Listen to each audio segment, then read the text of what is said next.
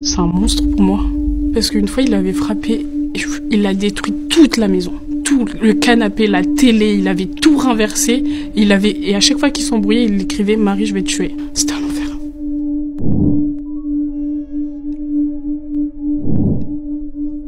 Putain, pourquoi elle lui a ouvert la porte? Il y a plein de choses qu'elle verra pas de nous, quoi. Elle va même pas voir les petites grandir. C'est trop triste.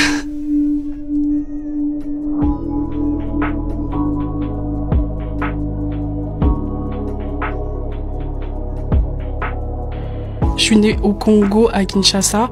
J'avais une petite sœur qui s'appelle Glody. Mon père, c'était plus un passant qui venait, il nous voyait, il donnait des cadeaux, il partait. Mais j'ai beaucoup plus vécu avec ma mère. Ma mère, elle a fait le rôle de papa et de maman. À mes 5 ans, elle est partie pour aller travailler en France et chercher de l'argent pour nous faire venir. À 8 ans, on a pris l'avion, je suis atterrie d'abord à Paris. Et où j'ai vu ma mère, j'ai revu ma mère, j'étais trop heureuse, j'ai pleuré. On était hyper complices, on faisait tout ensemble. Non, c'était trop bien avec maman.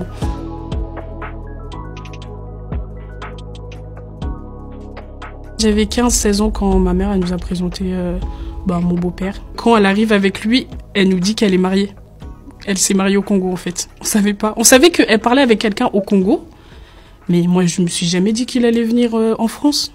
On avoue que quand on l'a vu avec ma soeur, on l'aimait déjà pas en fait. On trouvait qu'il faisait peur, qu'il était grave impressionnant et tout. Il a même pas attendu de se faire aimer de nous, hein. Il s'en foutait lui. Il a commencé direct. Enfin, 4 mois après, ou peut-être 6 mois après, c'était déjà l'enfer à la maison. Quand il est arrivé, tout avait changé, les règles avaient changé.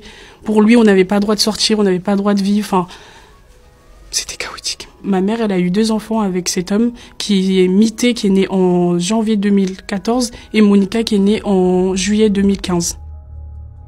Lui, quand il était bourré, il était méchant, en vrai. Il était très méchant. Et vu qu'il buvait tout le temps avec ses amis en bas de l'immeuble. De fois, on l'a retrouvée avec des cocards où elle était vraiment gonflée de partout et tout. Mais elle nous disait juste qu'elle s'était pris une porte ou alors elle était tombée. Mais c'était toujours des excuses, jamais elle nous le disait. En fait, nous, si on voyait la scène, on savait, mais elle pouvait nous cacher si on n'était pas là, quoi. Une fois, il avait frappé, il a détruit toute la maison. Tout, le canapé, la télé, il avait tout renversé. Et à chaque fois qu'il s'embrouillait, il écrivait « Marie, je vais te tuer ». Marie, je vais te tuer. Tout le temps.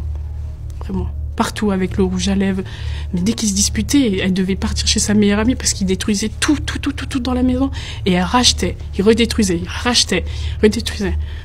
C'était un enfer. C'était un enfer. Et c'était soit parce qu'elle voulait pas lui donner de l'argent, soit parce que maman ne nettoyait pas les toilettes parce que les petites, elles étaient parties faire caca et du coup, elle était pas derrière pour nettoyer. Plein de trucs comme ça, mais c'était des trucs souvent bêtes en fait. C'était même pas des trucs graves. En fait, elle portait souvent plainte.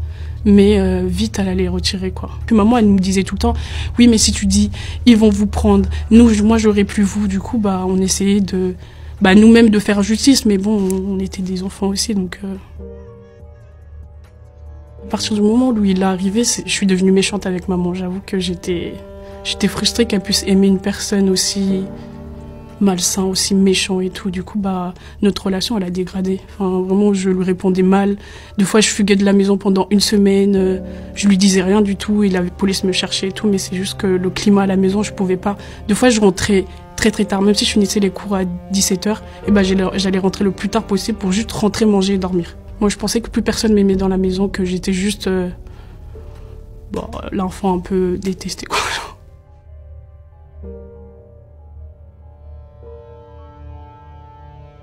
Et après, il y a un jour, maman, elle nous a laissés tous les 4. Et en fait, je l'entendais au téléphone, d'entendre critiquer maman. Et moi, ça m'a pas du tout plu. Et du coup, je suis allée le voir pour lui dire ces 4 vérités. Et là, on a commencé à se disputer. Et il s'approchait vers moi comme ça et tout, enfin, face à face. Et du coup, moi, je me laissais pas faire. Et à un moment, je l'ai mordu. Après, j'ai couru dans ma chambre et j'ai appelé la police. Et je pensais que la police allait le faire partir lui parce que du coup, on se sentait en danger. Il y avait quand même des enfants avec nous. Eh non, c'est moi qui ai dû faire mes affaires et partir. Et je leur ai juré que je reviendrai plus jamais dans cette maison. Et je suis jamais revenue. J'ai trouvé mon appart. C'était peut-être égoïste, mais je pense aussi à moi. Là, j'en pouvais plus. C'était un coup de trop. Je comprenais pas pourquoi elle pouvait rester avec un homme comme ça, qui la traite mal et qui la critique avec ses amis dès qu'elle est pas là. Je pouvais pas. Je suis partie. Je lui disais qu'elle méritait mieux, que c'était une femme incroyable, qu'elle était belle. Mais à côté, lui, il lui disait qu'elle était moche. Enfin, il la descendait vraiment, je te jure, elle le mettait au plus bas possible. Et du coup, elle manquait de confiance en elle. Et je pense que dès que lui, il arrivait dans sa vie, elle n'était pas du tout heureuse, maman. Elle n'était pas du tout heureuse. C'était plus la maman que je connaissais avant, qu'on n'était que tous les trois. On lui disait qu'on s'en foutait de pas avoir de papa. Que c'était déjà la meilleure maman, qu'elle arrivait déjà à faire les 2 rôles. Il travaillait même pas. Il y avait rien qui faisait que elle pouvait s'accrocher à lui parce qu'il travaillait pas, il payait rien. Tout ce qu'il avait, c'était maman. Enfin, tout. Même ses vêtements, c'était maman. Ah, c'est sûr et certain qu'elle était sous emprise. Parce que maman, elle a jamais eu un copain où c'est resté comme si on était une famille. Et elle avait idéalisé une famille, en fait. Du coup, elle restait parce qu'elle se disait, bon, là, j'ai des enfants avec lui. Mais je pense pas qu'elle aimait. En vrai, je pense même pas. En 2019, j'étais à mon appart, j'étais en train de faire des tresses à une cliente. Et là, je reçois un appel de la meilleure amie de maman qui me dit que maman elle est à l'hôpital et tout, et qu'il fallait que j'aille à la maison pour aller récupérer les petites, parce que les petites, elles étaient chez la voisine. En fait, au début, je pensais qu'elle était morte parce qu'il y avait plein de sang. J'en avais vraiment partout. Et heureusement, en vrai, il y avait la voisine, parce que si elle avait pas entendu, elle aurait été déjà morte, là. Il l'a fini, la voisine, elle a entendu, du coup, elle a sonné, lui, il a ouvert la porte, il a dit, maintenant, tu l'emmènes à l'hôpital. Quelques jours après, je sais pas si c'était le lendemain, mais on a eu un procès où maman, elle était défigurée. Vraiment, elle était... Vraiment, son visage était... ça faisait peur. Et même les petites, elles avaient peur.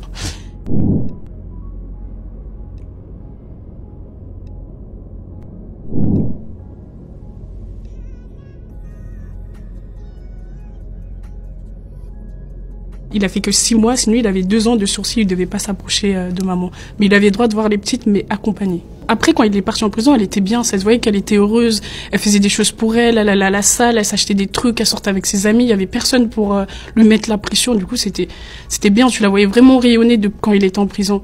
Et une fois qu'il est sorti, on voyait encore la terreur parce qu'elle savait qu'il était dehors, qu'à tout moment on pouvait le croiser dans le centre, quelque chose comme ça. Du coup, elle avait toujours cette peur-là. La réalité, c'est qu'ils se voyaient encore, parce que les filles, elles m'ont dit qu'ils venaient 2 fois à la maison. Et même, il y a des tantines qui m'ont dit qu'ils l'avaient déjà vu à la maison, qu'il l'avait vu en bas et tout. Et moi, c'était ma question, c'était pourquoi personne n'a appelé la police à ce moment-là? Ou personne m'a dit à moi qu'il était là, en tout cas. Moi, j'aurais appelé, moi, ça me dérange pas qu'il aille en prison, je m'en fous. Après le procès, je lui avais dit, si un jour tu meurs, je sais que ça serait lui qui t'aurait tué, ça serait même pas une mort naturelle, ce serait lui qui t'aurait tué, donc bon.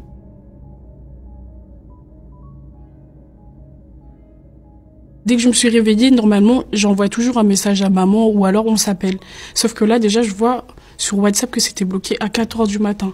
Je l'appelle une première fois, il faut savoir que ma mère, dès que je l'appelle, vraiment soit max 10 minutes après, elle me rappelle. Elle ne me laisse jamais 3 ou 4 heures sans m'appeler. Vraiment, elle me rappelle tout de suite.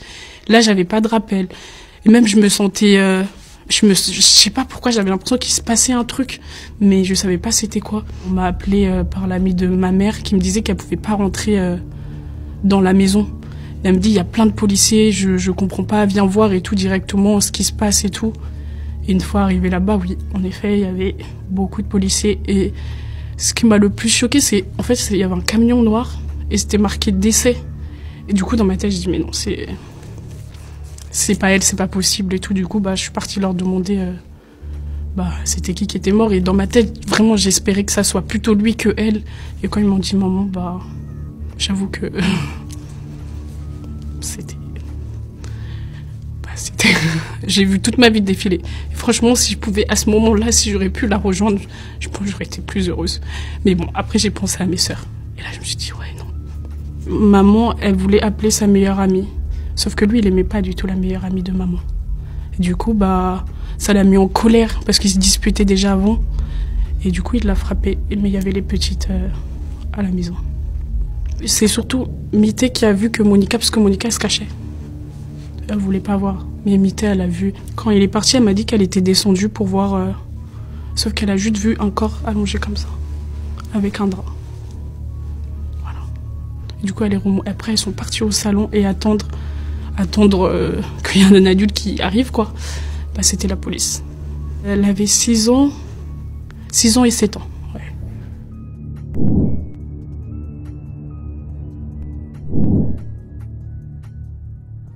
Au début, j'étais en colère, parce que je me suis dit, mais putain, Pourquoi elle lui a ouvert la porte? Ouais, j'étais très en colère. Et après, j'étais triste. Parce que je me suis dit, bon, il y a plein de choses qu'elle verra pas de nous, quoi. Elle va même pas voir les petites grandir. C'est trop triste. Parce que moi, j'ai le temps un peu avec elle, mais elles seront pas maman. Il y a juste moi, super. Et moi, j'essaie de faire de mon mieux, mais bon, je suis pas une maman. J'apprends.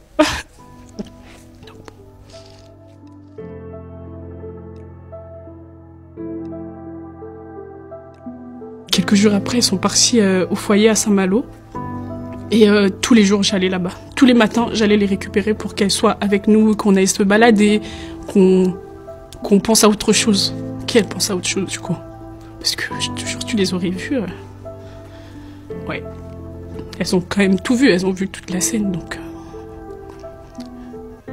traumatisant. J'ai vraiment mis mon deuil de côté. Je pleurais même pas, j'avais pas le temps. Je voulais vraiment récupérer mes sœurs. S'il fallait bouger toute la terre entière, je l'aurais fait pour récupérer mes sœurs. Vraiment, jamais de ma vie je me séparais d'elles, je les laisserais dans un foyer. C'est impossible, je suis grande, je suis adulte, je peux... Si même je dois faire 4 tafs, je ferai 4 tafs. Hein. Pas de souci.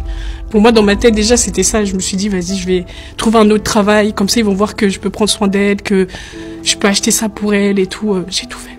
J'ai vraiment tout fait. Le jour de mon anniversaire pile poil, j'ai reçu la lettre comme quoi j'avais l'autorisation d'avoir la garde de mes petites sœurs. Et ouais, même elles étaient trop heureuses. Elles se sont dit qu'enfin on allait être réunis et que ça allait être comme si on était en coloc. J'avais 25 ans, c'était le jour, ouais, le 17 juin. C'était génial. Meilleur cadeau de toute ma vie.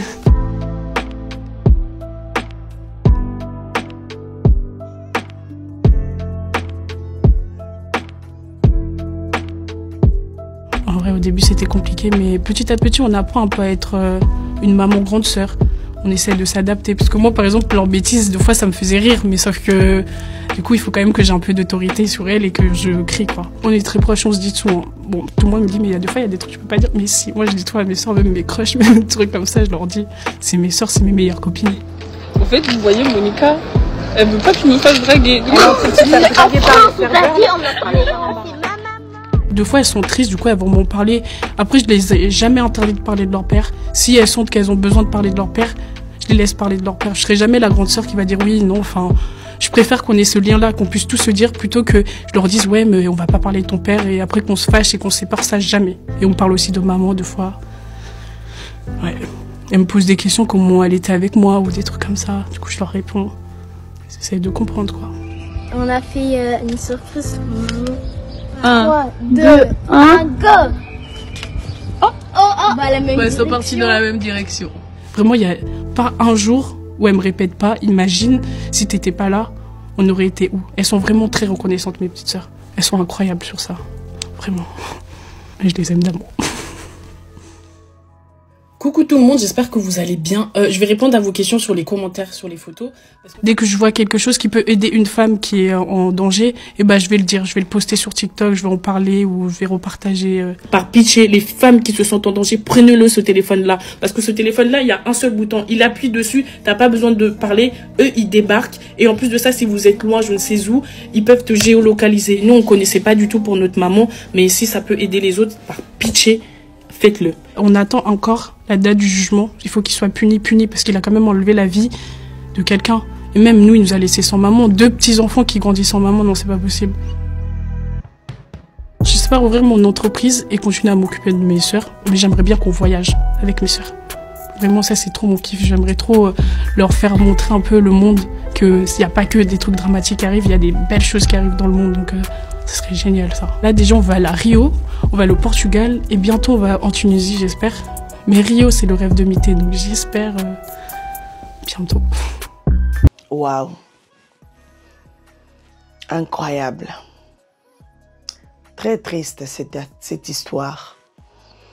J'espère que vous avez suivi cette vidéo ensemble avec moi.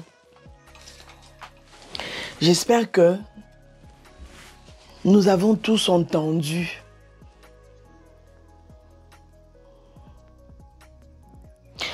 ce que notre jeune sœur vient de d'expliquer. Les mamans, je vais parler à vos cœurs. Je vais vous parler aujourd'hui. Oui, le mois de mars est fini, le mois de la femme. Mais la femme ne s'arrête pas qu'au mois de mars. Même en février, on peut en parler. Même en janvier, on peut en parler. Même après mars, on peut en parler. Même après décembre. Bref, on en parle à tout moment. La femme, c'est tous les jours. La femme, on voit la femme partout. Sans la femme, comment faire des enfants? Sans la femme. Oui, je sais qu'il y a des miracles qui existent. Comme Marie, elle a vécu un miracle. Mais ça, c'est des miracles vraiment, un miracle déjà programmé par le Seigneur. Ça a été dit que ça sera comme ça. Et c'est comme ça que ça s'est passé. La grande famille de Mama Kimia. Les mamans, moi je pense que quand vous entendez des histoires comme ça doit quand même nous révolter, non? Ça doit quand même nous faire réfléchir encore plusieurs fois. Ça doit encore nous mettre en mode questionnement, en mode réflexion, en mode « Ah, Seigneur, je me retrouve dans cette situation, qu'est pas ça, qu'est faire ?» Moi, j'ai toujours l'habitude de dire la dernière décision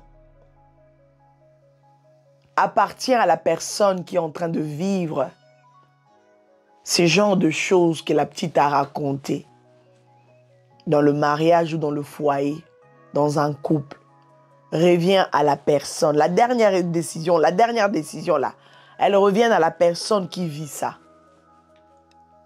Oui, je sais de quoi je parle. La dernière décision de partir, la dernière décision de dire non, j'abandonne, c'est bon, j'ai eu ma dose, c'est bon, ça suffit. Elle revient à la personne qui vit ça.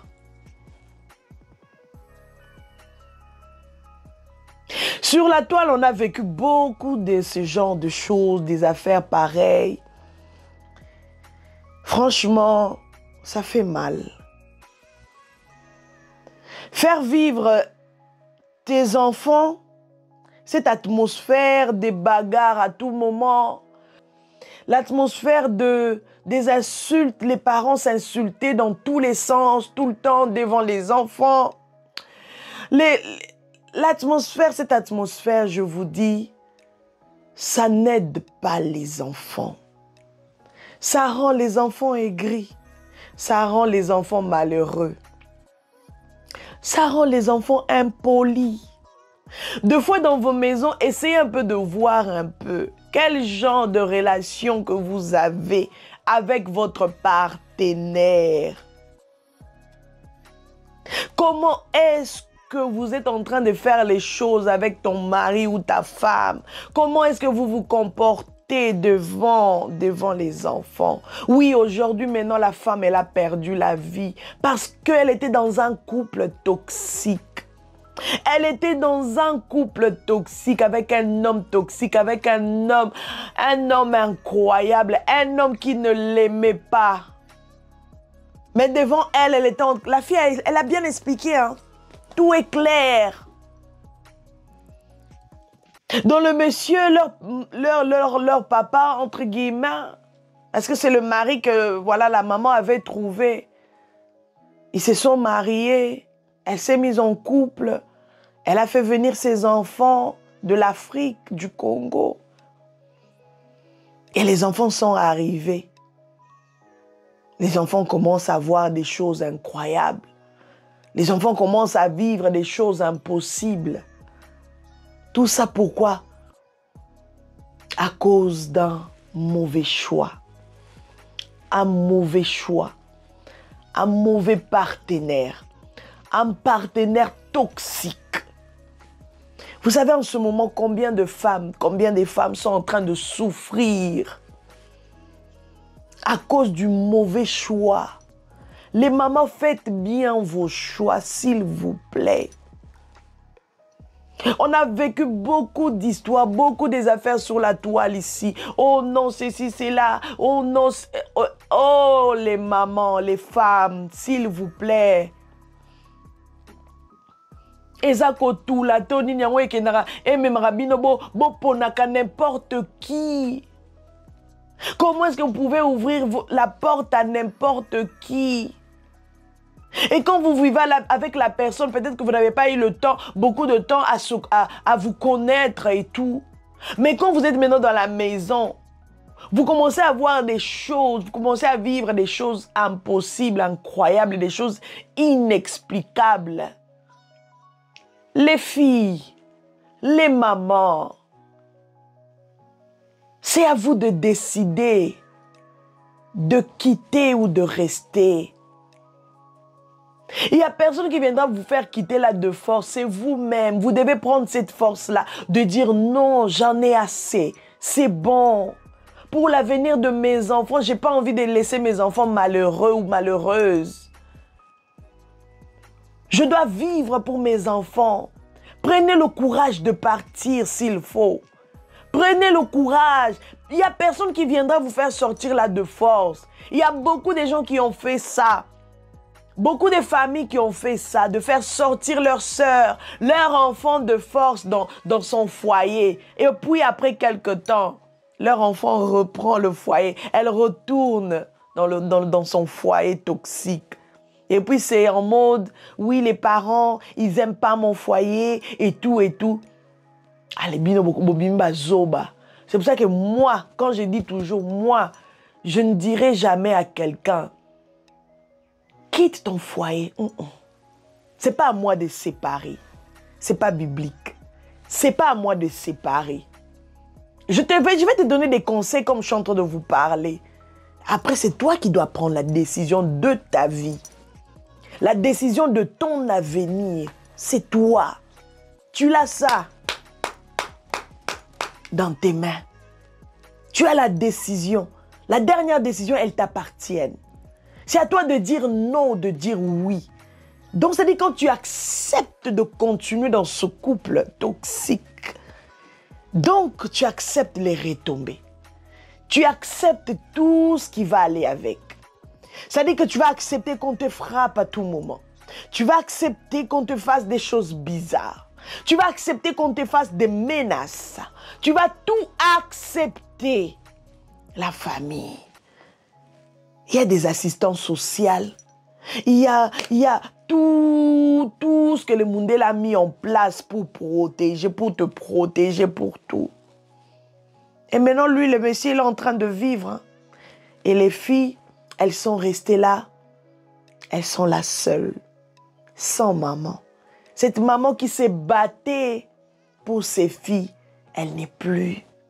Cette maman qui avait le souci de la réussite de ses filles, de ses enfants, de l'avenir de ses enfants, elle n'est plus. Pourquoi? À cause de cette rencontre toxique, à cause de cette relation toxique. Les mamans, s'il vous plaît, faites bien vos choix. Quand j'ai vu cette vidéo, c'est vrai que c'est une histoire qui est déjà passée. C'est vrai que c'est une histoire qu'on a déjà parlé. On a déjà parlé. Il y a eu beaucoup de gens qui ont fait des vidéos sur ça. Mais entendre sa fille faire cette vidéo pour parler, relater ce qu'ils étaient en train de vivre dans le foyer avec le papa, là, avec le monsieur en question, qui a déjà la vie de leur maman, ça fait mal. C'est pour ça que moi, je veux revenir toujours pour vous conscientiser, pour vous parler. La mère des nations, quand elle entend quelque chose, quand elle voit quelque chose, elle revient pour vous dire, avec amour, avec les mots qu'il faut.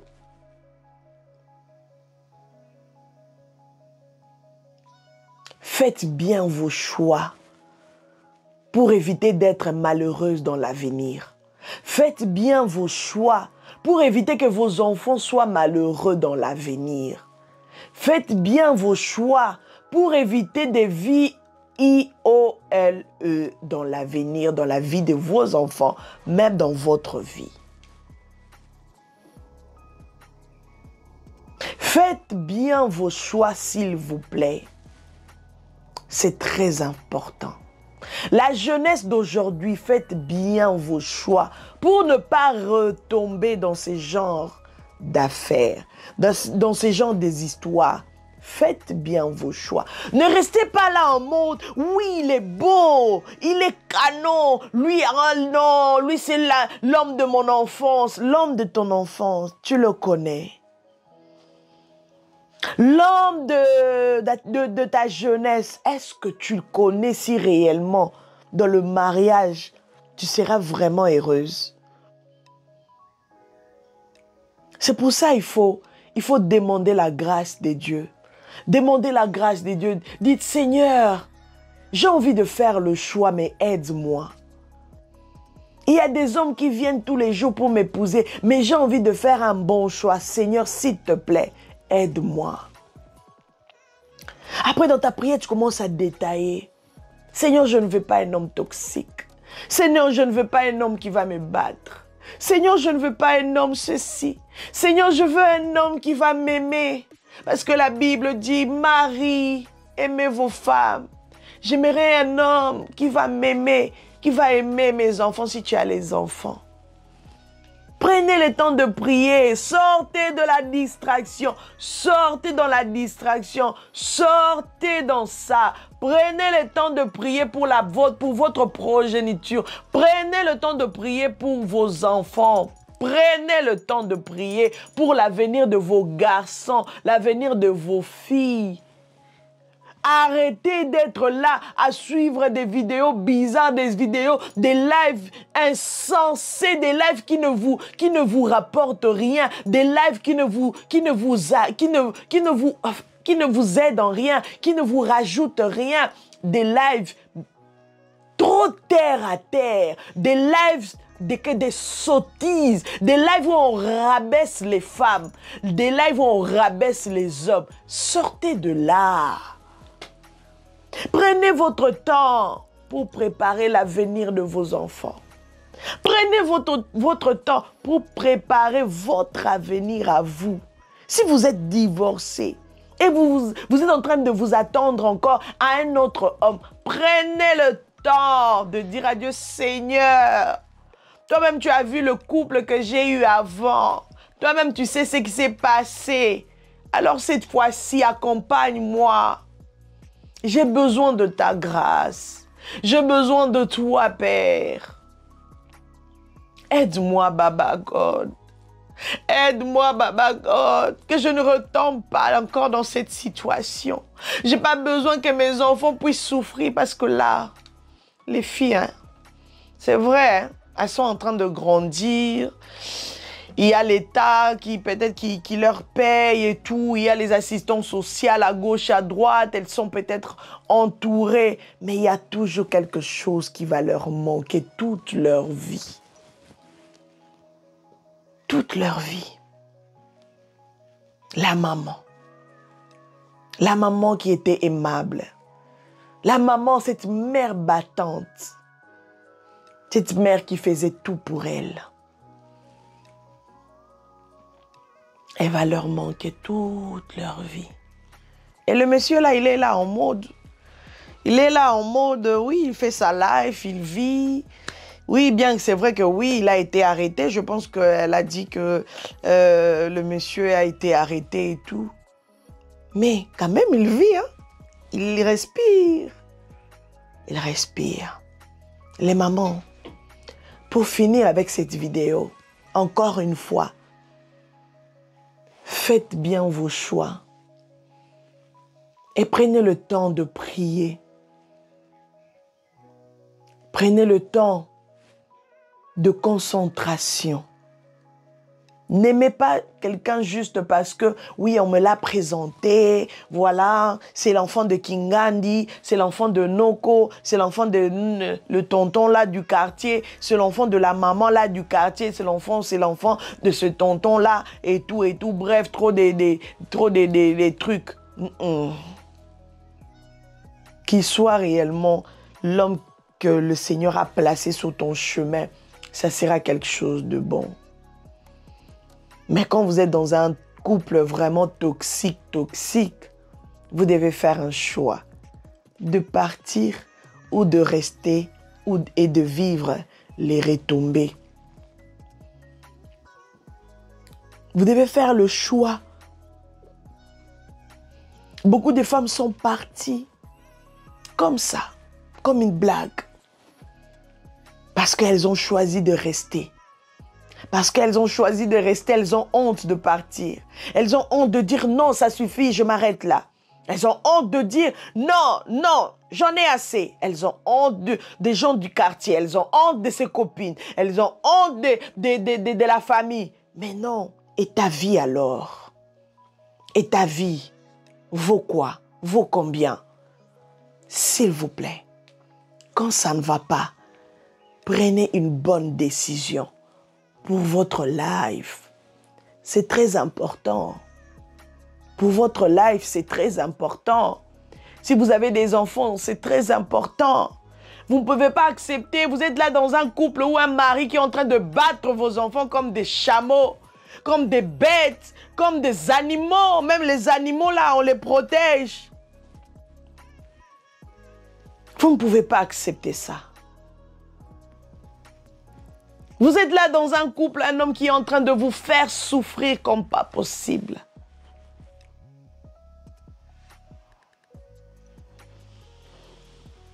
Et vous les hommes toxiques là, vous allez payer toute votre vie. Vous allez le payer d'une manière ou d'une autre. Vous allez le payer.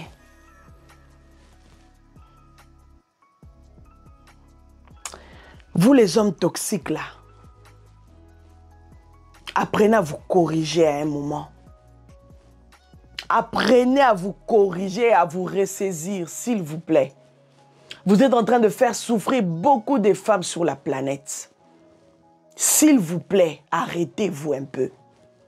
Arrêtez-vous un peu. Arrêtez-vous un peu.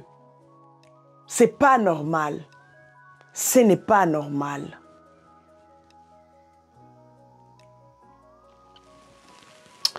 Voilà, c'est par ici qu'on termine, qu'on achève avec notre vidéo. Si cette vidéo vous a parlé, si vous pensez que vous allez partager pour aider une femme quelque part, pour aider un homme, pour aider une fille quelque part, pour aider ta communauté quelque part, partagez, likez, commentez, surtout, soyez nombreux à vous abonner pour ne rien rater. Voilà, c'était bel et bien votre Mama Kimia Sarah, la queen de la SAP, la queen des médias, la mère des nations. Salut tout le monde! Je sais qu'au début, je ne vous ai pas salué parce qu'on avait commencé directement avec la vidéo. Saluto, saluto! Je vous aime énormément. God bless et à très très vite. Bye!